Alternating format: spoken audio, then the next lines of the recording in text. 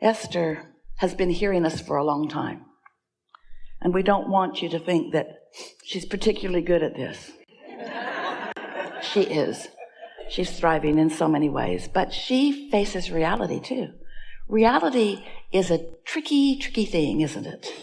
Because it's in your face. So, she's flying home. She said she would never speak for us again if we told this story, but she doesn't mean it. She doesn't mean it. She doesn't mean it. She knows that when we tell stories on her, that it helps you. And she knows that it doesn't stop our appreciation of her. So she's flying from Denver back to Salt Lake City last week on Sunday. And on her way to the airport, she gets a text message from an airline that she flies on really rarely, because she doesn't really like this airline very much.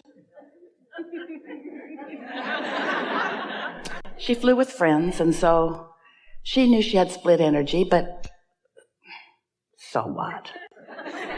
This is what. So she got a text message that her flight was delayed because of an equipment failure, about 3 hours delayed. And Esther thought, okay, well, it doesn't really matter where I am, blah, blah, blah, blah, blah. I can be happy anywhere, blah, blah, blah, blah, blah.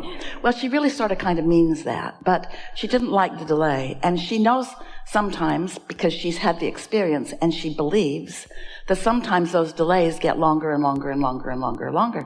You ever had those negative experiences? Esther has, but only with this particular airline. So when she got to the airport, she asked her driver to let her out in front of another airline. And she went to that counter and she said, my flight on United, you might as well know it sucks, is delayed. And so, do you have a flight to Salt Lake? And the girl said, yes. It's $900. And Esther said, perfect. She didn't really feel that way. All right. When does it leave? 55 minutes. And while the woman is typing, it goes away.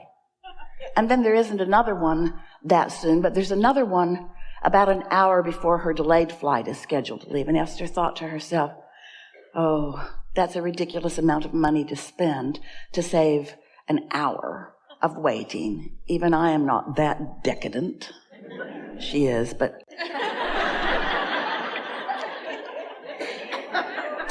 So she walked away from the counter, sort of feeling the tug, feeling like she should have purchased that ticket. But she used her reasoning power and sort of was examining the look on the woman's face. The woman couldn't believe that anyone would do that. And so instead of Esther following her own impulse, which was strong, she didn't do it and she walked away. So she checked her big bag in with United Airlines, and then she waited with other people in the area all day. The delay kept being pushed out and out and out and out and out and out. She made a lot of friends. She had a very good time. And then, she told funny stories about airline delays. And then she told her favorite joke of all. Because the people she had made new friends with were worried about their baggage making it, because they were changing planes in Salt Lake and even to another airline. And Esther told a joke that she's known for years. Ha, ha, ha. Man went to the ticket counter and said, I'd like this bag to go to Maui, and this one to Tucson, and this one to Tulsa. And the person behind the counter said, oh, sir, we cannot possibly do that. And he said, why not? You did it last week.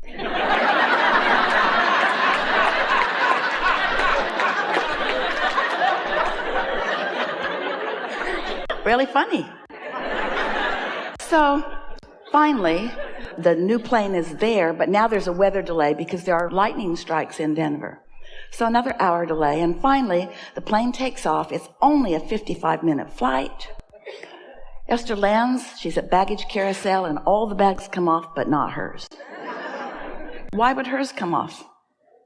Where was her vibration? Where was her expectation? Nothing's happening to her. Everything's happening because she's calling it forward, yes. Doesn't feel that way, and you don't want to admit it, especially when it's happening. But, so she had a strong impulse that she would just wait for her bag because she lives out of her bag. Everything's in her bag. Without her bag, she is homeless. So she asked the woman, the very aggravated woman, behind the counter at the lost baggage counter, I think I'll just wait for it. And the woman said, well, let me look and see where it is. If it's on the next plane, it won't be that long. But it wasn't on the next plane. Your bag went to San Jose. Not Maui. Not Tucson. Not Tulsa. It went to San Jose. Almost like her joke. And Esther said, well, when will they bring it? And the woman said, well, they're going to pick some bags up at 9:30, and then they're going to pick some more bags up at 1:30. So they'll bring it before 5:30 in the morning. And so Esther proceeded to martyrdom herself by going to her house where she planned to stay, but because it's a very awkward entry situation and no one was there but her and no way for them to find her, she decided to wait at the gate for a bag that didn't come all night long. And by the time 5:30 had arrived and the bag was still not there, Esther listened to a couple of audiobooks and saw deer running by and a raccoon and a little snake slithered across the driveway and cats she didn't know she had. In other words, she was at one with her property in a whole new way. She's never sat up all night at her gate. But by the time 5:30 came and she made the phone call back to the airline and they said, well, are you at a residence? And Esther said, yes. And the woman said, oh, we never deliver in the night to residences. And Esther said,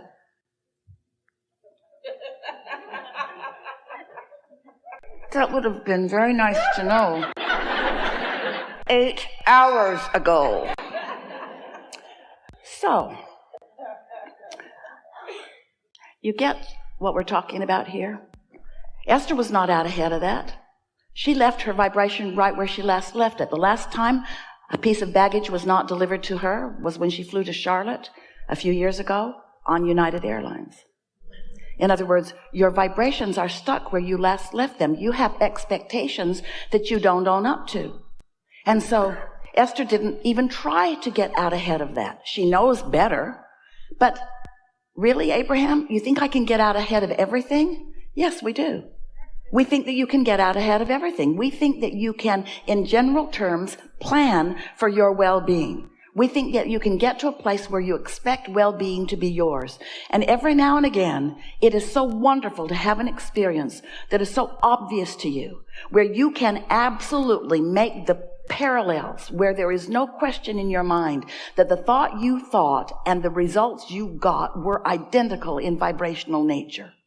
Because until you make that correlation between what you've been thinking and how you've been feeling and then what's happening, you have no real creative control in your experience. Then you have options. At least you know, I'm too lazy to get out ahead of it, or I've forgotten how important it is to get out ahead of it, so I'm not bothering to get out ahead of it. So I will just continue to make the airlines be the inconsiderate ones, when really, are you considerate of yourself when you have a belief about something that you don't want and you don't take the time to change that belief? Who really is not considering the options? You see what we're getting at?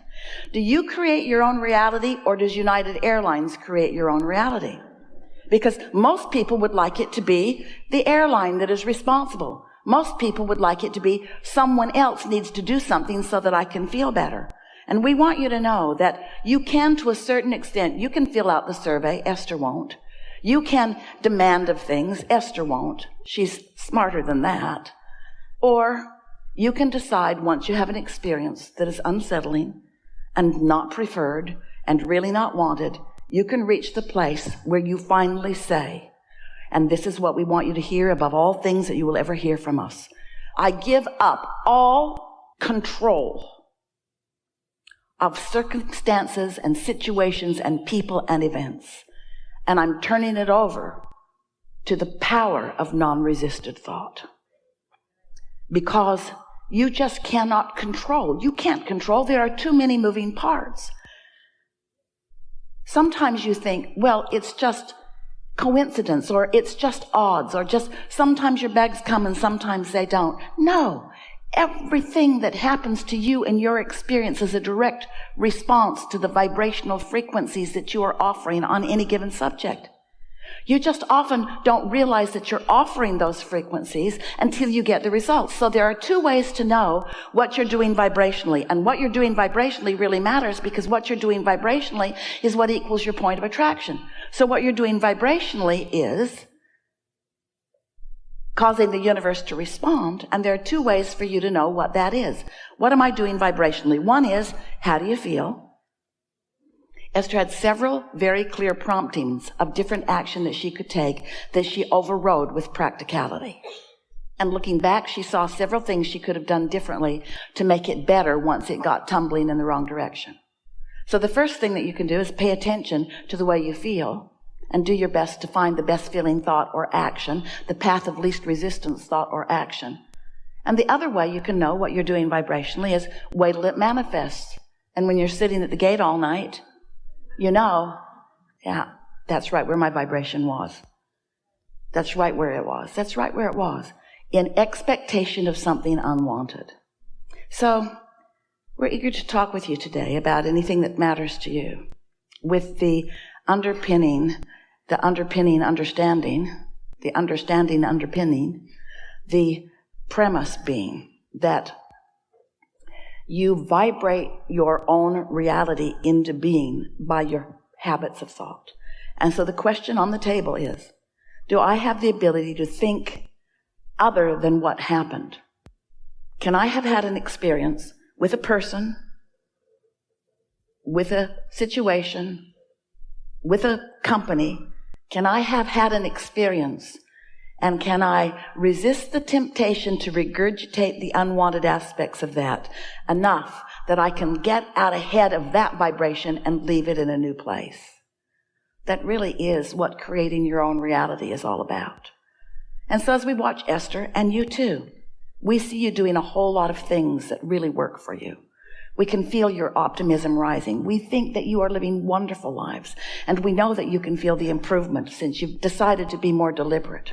But we want you to know there will forever be, all day, every day, opportunities for you to refine your vibration.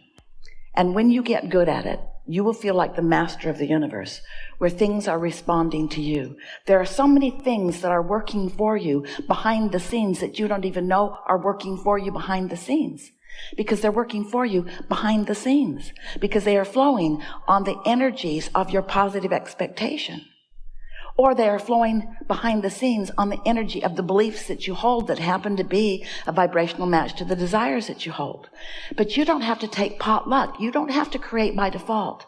You don't have to sit by the gate all night waiting for a bag that isn't going to come until the next day. You don't have to do any of those things. You can be the creator of your own experience. You can let go of the things you can't control while you give your undivided attention to the thing you can control. And that thing you can control is your own mood and your own attitude by the thoughts that you choose to think. But you've got to get out ahead of it. And why? Because the law of attraction is responding to what's active in your vibration, and what's active in your vibration is whatever it is, and the law of attraction is bringing you more of it, and that's what causes a momentum. So if you are thinking a non-resisted thought, if you are thinking a thought of well-being about yourself or someone else, and then the non-physical energies of the universe, all that is non-physical, who is purely non-diluted and non-resisted, joins you in that thought, you've got one powerful momentum going. And people who are watching you are noticing the magnitude of your creative prowess. In other words, they're just knocked over by what they see happening all around you. But if you are giving your attention to something unwanted, law of attraction brings you that too. The distinction that we want you to hear is that when you get moving out ahead of it with the non-physical energies, with that non-resistant source energy, the ratio is enormous.